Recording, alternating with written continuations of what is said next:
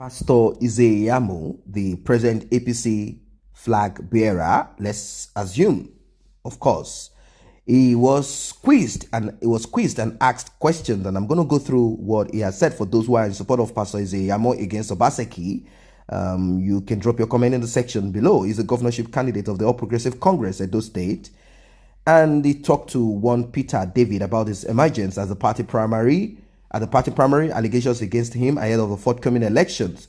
Godwin Obaseki defeated you in 2016 to become Edo State governor. Now, as the governor, don't you think he will have more resounding victory this time around? He was asked. He said, honestly, if he had performed well, there is no doubt that his performance would have aided him. But if we have to assess his performance, I believe it's going to be very difficult to get the electorate to vote for him. In the last 2.5 years, the governor has abandoned governors for political infighting. It has all been about second term is not negotiable. Nobody can enter Edo State without my permission. I will demolish this house and so on. He has been so distracted from the core objective of governance that it is going to be difficult to convince people that it could not perform well because it was engrossed in party issues. If you look at the core areas, agriculture, health, education, they are nothing to write home about. How can you talk about education when there is no teachers? Go around the rural areas, you will discover that most schools have only one teacher who has to teach English, mathematics, and all other subjects, whether science or arts. There are no good hospitals or healthcare centers. Agriculture is not getting any serious attention. At the end of the day, the issue is, where has he excelled? So if we have to look at his performance, I'm sure the electorate will say it is time for him to take a bow and leave. So if you're from Edo State and you're from all of these towns and villages, is it true that one teacher teaches English, mathematics, and issues of hospitals and healthcare centers? Drop your comments below so we can get a round information, about all this that they are talking about. Do not be deceived by politicians. They speak from two sides of their mouth. Now, he was asked, you asked the governor to return to the APC. Why did you say that? For me, it is the best thing to do. The fact that you disagreed with your party does not mean that you can abandon them like that. Whether you like it or not, the APC brought him into political prominence. Before he joined the APC, nobody knew him. And the APC more or less elevated him and made him a governor, even without any political history. So there is no doubt that he's indebted to the party. Even the so-called disqualification he was quarreling about, he had the opportunity to appeal the decision, but he did not do that. So just because your party had issues with you, you defected to another party, he won't have it smooth in the party he just joined like he had in APC. Sometimes they say that until you marry a second wife, you will not appreciate your first wife. I am sorry to use that analogy because I am not a polygamist. So think he is going into a second marriage that will make him realize that the first one was never made in heaven. And the second one could be a disaster. Well, like I told you initially, I say politicians speak from two sides of their mouth. This is someone that is a core PDP member. He decamped to APC. And now he feels good and confident that he's going to win because he has been given the party primary. And now someone else decamped and he's saying that he's giving a lot of proverb. That's why I told you need to be careful with these politicians. It doesn't matter if they call themselves pastors and give themselves titles. Look at the way he structured the words. Yet he decamped. Why didn't he stay in PDP and be loyal to PDP? I think it's easier for him to say these things.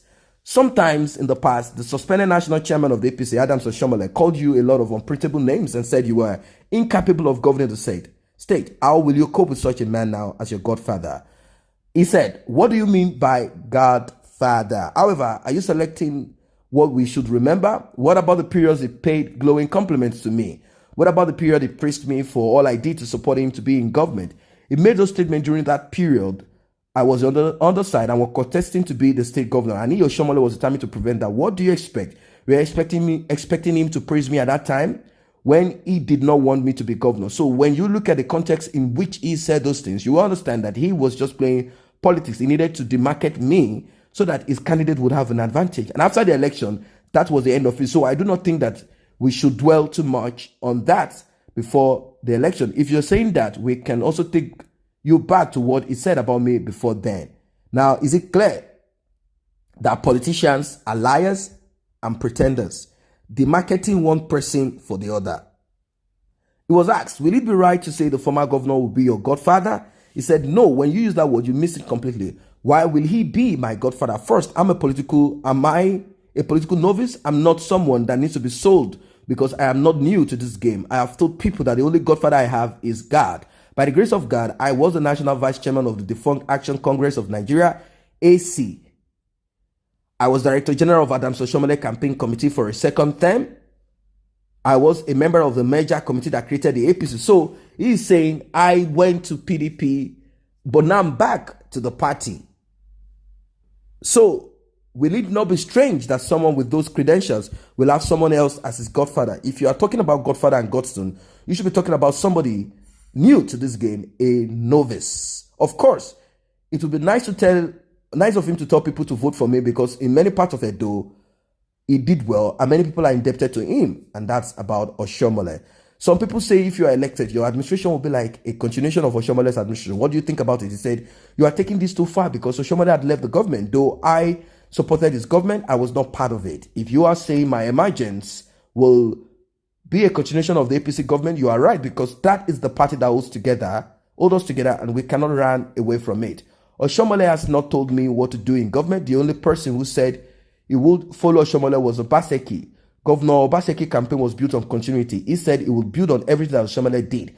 I'm not going to take over from Oshiomole. If I was, I would have been saying that I would do. Let me tell you this. I am not going to say because I will succeed Obaseki, I will reverse all the things he did. That would be foolish of me. If there are good things we identify, of course, we will continue with them. But if there are also bad policies, we will not continue with them. We will jettison them. We would have political courage to do what is right. It is not about saying, all about saying because it's a new administration, everything must be reversed. How would you react to statement made by some people that it was not morally right for you to have gone to the party that called you all sorts of names? He said, the APC is a national party. I have more rights than any other person because this is a party I helped to found. Are you saying that because of some people in the party, I should not come to the house I founded? That would be ridiculous. If you own a house and somebody abused you in that house, are you saying you will not go back to it? It's a silly logic that does not make sense. So you should be telling me if it is not morally right for me to go back home. Many people in the state still like the People's Democratic Party, as the last presidential and National Assembly elections showed. How do you hope to win the elections? You forget that those who made such things happen at that time are now in the APC. I coordinated the campaign of the PDP that you are referring to. I was the DG of the state campaign committee, and my job was to ensure that we won the state. You also know that when I was returning to the APC, I did not go alone. I took formidable leaders from the 18 local government areas along. You should know that my coming back has changed the equation completely. In any case, it was this present state government that weakened the APC because they alienated the leadership, which made the party to become weak. When the APC had a governor who was busy dealing with shepherds across the various LGAs, it was easy for the party to be in disarray, and we capitalized on that. But we are coming back, and we are going to offer a strong leadership based on consultation and respect for party structure. I can tell you that you are going to see overwhelming support and commitment for the party members. We are going to win all the 18 local government areas of Edo State. How many people are scared that that you might be violent? There might be violence, as the two biggest parties seems to be desperate to win the election. What can you do to prevent the violence during this election? He said the governor's pronouncement in the last 2 years have not been helpful because if you have been listening to him, you will know he's fond of saying he will crush his opponents. When he also said we will not have our APC primary, we did not exchange words with him. What we did was very mature. We read the laws carefully and used lawyers. We said we will not fight him, so we obeyed the law. He had passed even though it was unreasonable.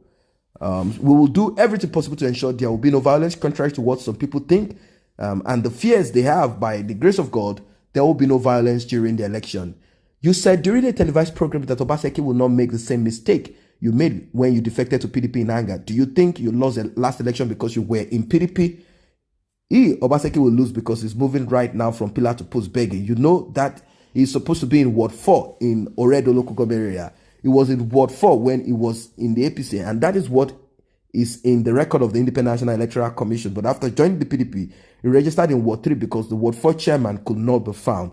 That should tell you that he's going to be in hot water. Registration is about locating your residence. Ideally, he should have known that the PDP rejected him because his ward of residence rejected him.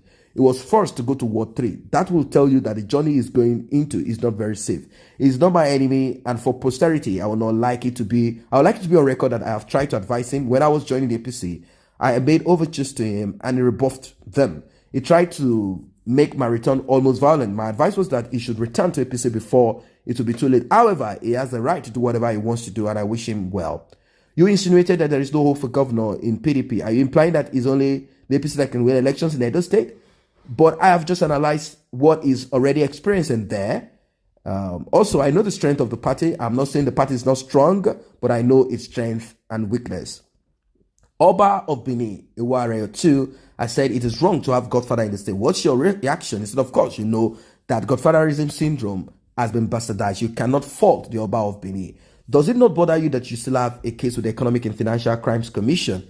He said the fact that someone is accused of doing something doesn't make them guilty. So if they took me to the court and make accusations, what does it mean? Have you looked at the case to see if anybody said IZEYAMU took several hundred million naira? No. If you look at the details of the case, you will see that nobody took several hundred million. All they are saying is that as a director general of the former president Goodluck Jonathan campaign committee in Edo State, some others and I signed when the money came to the state. The money did not come to my account. I did not take one kobo from the money. However, I cannot stop the FCC from doing its job. So if I was taken to the court, what does it mean? Do you know the controversies that chilled Governor OBASEKI at the stock exchange before he became Edo State governor?